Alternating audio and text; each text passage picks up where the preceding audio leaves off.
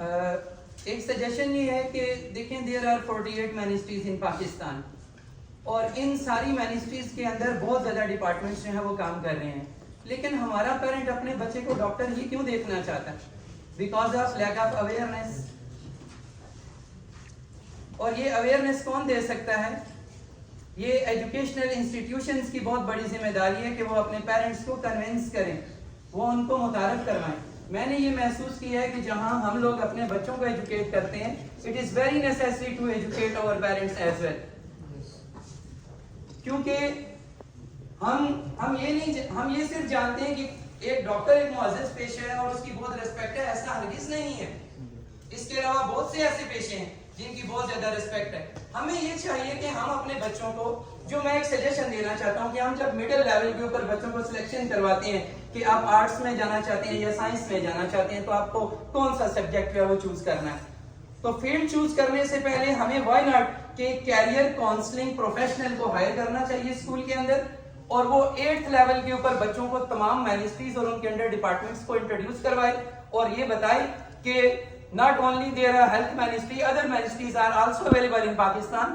Like آپ یہ کہتے ہیں کہ آپ کے پاس ڈیفنس منسٹری ہے، آپ کے پاس ایجوکیشن منسٹری ہے، فوڈ منسٹری ہے، ہاں اس کے علاوہ بہت زیادہ ایسی منسٹریز ہیں جن کی جوڈیشری ہے، آپ دیکھ لیں، تو واٹر مینجمنٹ ہے. تو اگر ہمارے پاس ایک کیریئر کاؤنسلنگ پروفیشنل جو کہ 8th کلاس میں فل ایئر ایک اسکول آپ وزٹنگ ٹیچر رکھ لیں، اگر آپ پرماننٹ نہیں لیتے ہیں، تو وہ آ کے اپنے آپ کے بچوں کو پاکستان کی تمام منسٹریز انٹروڈیوس کروائے اور ان کے لیے جو بھی فیلڈز ہیں آگے آپ کے لیے، جو جیسے آئی ٹی آج کل آ رہا ہے، بہت سے لوگوں کو تو پتہ ہی نہیں ہے آئی ٹی ہے کیا. اور ہم نے یہ چیز بھی دیکھی ہے کہ جب فرسٹ ایئر میں کسی کالج میں ایڈمیشن کے لیے جایا جاتا ہے تو وہ کہتے ہیں کہ جی ہاں ہمارے پاس آئی ٹی ڈپارٹمنٹ ہے، لیکن بعد میں کیا ہوتا ہے، اسی اسٹوڈنٹ کو وہی پرائیویٹ سیکٹرز کے جو پرنسپل صاحبان ہیں وہ کنونس کر لیتے ہیں کہ آپ میڈیکل ہی رکھ لینا، آپ اس میں کیا لینا چاہتے ہیں، because they haven't their own جو IT lab. That's why. تو ہمیں 8th لیول پر اگر اپنے بچوں کو ہم پورے فیلڈ انٹروڈیوس کروا دیں. میں جسٹ ایک ایگزامپل دے دیتا ہوں. فار ایگزامپل ہم کہتے ہیں کہ ہمارا بچہ میڈیکل میں ہی جائے گا، تو ہم اس کو سب سے پہلے میڈیکل کا میرٹ انٹروڈیوس کروائیں 8th کلاس کے اندر. پھر اس کے بعد میڈیکل کی ہم اسے فیلڈ انٹروڈیوس کروائیں کہ میڈیکل میں آگے کون کون سے فیلڈ ہیں. پیرا میڈیکل بھی ہے، پھر ڈرگ انسپیکٹر آپ لگ سکتے ہیں ڈاکٹرز کے علاوہ، تو ڈاکٹر آف فارمیسی ہو سکتے ہیں، تو آگے تو بہت زیادہ اس میں فیلڈز ہیں. تو آپ ایک جو کیریئر کاؤنسلنگ پروفیشنلز ہوں یا پروفیشنل ٹیچر لیں، وہ پورے فیلڈ متعارف کروا دے کہ اس فیلڈ میں آپ نے اگر اپلائی کرنا ہے اس کا یہ میرٹ ہوگا اور اس کی ڈیوریشن یہ ہے، اس میں پاکستان میں یہ کالجز ہیں، ان میں آپ کو اس طرح میرٹ کے اوپر اپلائی کرنا ہوگا.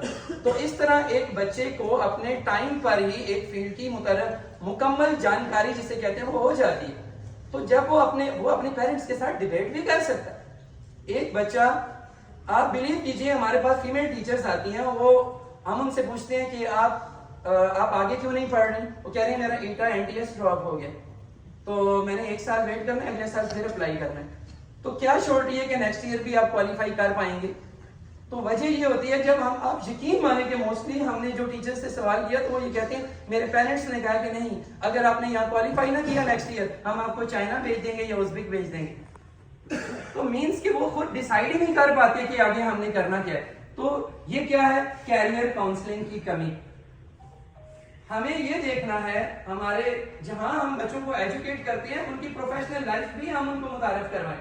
آپ ہمارے انڈیا میں دیکھ لیں، انڈیا میں کیا ہوتا ہے کہ 2 لیول، کیونکہ وہ آئی ٹی میں دنیا میں سب سے زیادہ آگے ہیں. آپ دیکھیں کہ وہ کیوں اس طرح ہے. وہاں پہ گریڈ 2 لیول کے اوپر جا کے کمپیوٹر ہارڈ ویئر کا کورس مکمل کروا دیا جاتا ہے. 3 لیول میں وہ ٹچ کرتے ہیں سافٹ ویئر کو، اور ان کا جو سافٹ ویئر جو آپ کا بیسک آتا ہے جیسے MS آفس ہے، وہ مکمل جو ہے وہ 8 لیول پہ ہو جاتا ہے، اور اس کے ساتھ اس کو ایک پروفیشنلی ڈگری بھی ملتی ہے.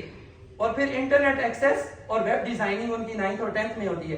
دیٹس وائی جب وہ بچے میٹرک پاس کر کے جو آگے بڑھتے ہیں کالج کے لیے تو ان کی فرسٹ پریارٹی ہوتی ہے آئی ٹی.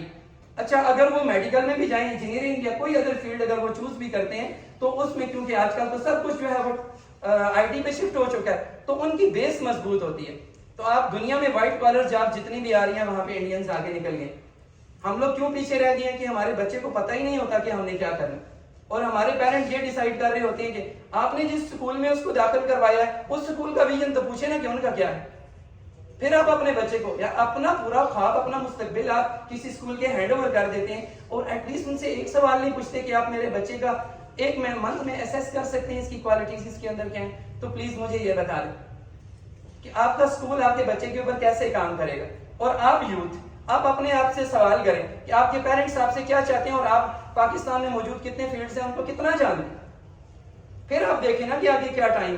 اب کوئی کسی بھی فیلڈ کے بارے میں کوئی بھی بات کر دیتا ہے لیکن آنسر نہیں ہوتا ہمارے پاس. ہمیں ایک پروفیشنل یعنی ہر سکول کو, کیا وہ گورنمنٹ سکول ہے, میں ریکویسٹ کروں گا سینئر سے جو گورنمنٹ آفیشیلز ہیں کہ وہ چاہے وہ گورنمنٹ لیول ہے چاہے پرائیویٹ سیکٹر ہے, آپ 8th 9th میں جب بچہ سلیکٹ کر لیتا ہوتا ہے مضامین لے رہا ہوتا ہے اس وقت آپ ان کا کیریئر کاؤنسلنگ ٹیچر رکھیں اور وہ ان کو بتائیں کہ آگے لائک انجینئرنگ میں آگے کون کون سے فیلڈز ہیں, میڈیکل میں کون سے فیلڈز ہیں, ڈیفنس میں کون سے فیلڈ آتے ہیں, ایجوکیشن میں کیسے فیلڈز ہیں, آپ آگے جا کے کون کون سے کالجز میں لگیں گے اور کس طرح آپ اپلائی کریں گے, کس کا کیا میرٹ ہوتا ہے, کس کا کیا ٹائم ہے اور کس کی اسٹڈی کا کتنی ڈیوریشن ہے اور اس کے بعد آپ کی پروفیشنل لائف کس طرح شروع ہوگی, پاکستان میں کس طرح کیریئرز آتے ہیں. تو اس کے بعد پھر آپ باہر کے لیے کوشش کریں نا, کیونکہ معلوم ہی نہیں ہوتا. ہم لوگ اپنے پیرنٹس کی وجہ سے فیلڈ چوز کر رہے ہوتے ہیں اور ہمیں اس فیلڈ کے بارے میں کچھ پتہ نہیں ہوتا. ایک کہانی ہے عجیب سی. ایک پیرنٹ ہمارے پاس ایک بچی کو داخل کروانے کے لیے آئے ہیں تو وہ یہ کہتے ہیں وہ خود کیا ہیں, وہ خود کمپیوٹر ڈپارٹمنٹ میں ٹیچر ہیں اور ان کی فیملی میں ہی ایک ان کے کزن ڈاکٹر بھی ہیں ساتھ. وہ کہتے ہیں کہ میں نے اپنی فیلڈ میں یعنی اپنے خاندان میں اپنے سے زیادہ اس کی ریسپیکٹ دیکھی ہے تو میں نے اپنی بچی کو ڈاکٹر ہی بنانا. اب دیکھیں کہ کیا اس بچی میں بھی وہ ابیلٹی ہے, کیا وہ کوئی اور فیلڈ نہیں چوز کر سکتی. آپ نے خود سے سلیکٹ کر لیا. کب کیا ہے؟ جب وہ پلے گروپ میں داخل ہوئی. تو اس مائنڈ سیٹ کو پلیز ہم نے چینج کرنا, ایک ہی دوڑ میں پیچھے نہ لگ جائیں. پھر دیکھیں کہ انشاءاللہ ہمارے ملک میں ہر فیلڈ میں لوگ اوپر بڑھیں. کیوں؟ اب ماشاءاللہ بیوروکریٹس ہمارے ساتھ موجود ہیں. بیوروکریسی بہت بڑا ڈپارٹمنٹ ہے جو کہ آپ کے ضلع کو چلاتا ہے, پورے کنٹری کو چلاتا ہے. ہم M N S M P S کون سے چوز کرتے ہیں جن کے لوگوں کے ساتھ تعلقات اچھے ہیں. پڑھا لکھا بندہ کیوں نہیں اوپر آ سکتا, کیوں نہیں وہ اس میں جا سکتے.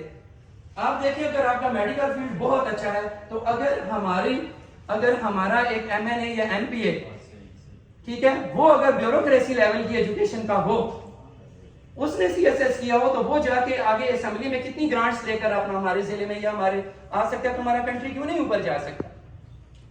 تو یہ جو موروثی سیاست ہے یہ چیزیں بھی ختم ہو سکتی ہیں. صرف بیس اس کی کیا ہے, ایجوکیشن اور کیریئر کاؤنسلنگ. جب ہمیں اپنے فیوچر کے فیلڈ کا پتہ ہو جائے گا تو ہم خود کی بھی اپنی فیملی کی بھی اور ایز ویل ایز ہم ایک اچھے معاشرے کے ایک اچھے پرسن بن سکتے ہیں. Thank you very much.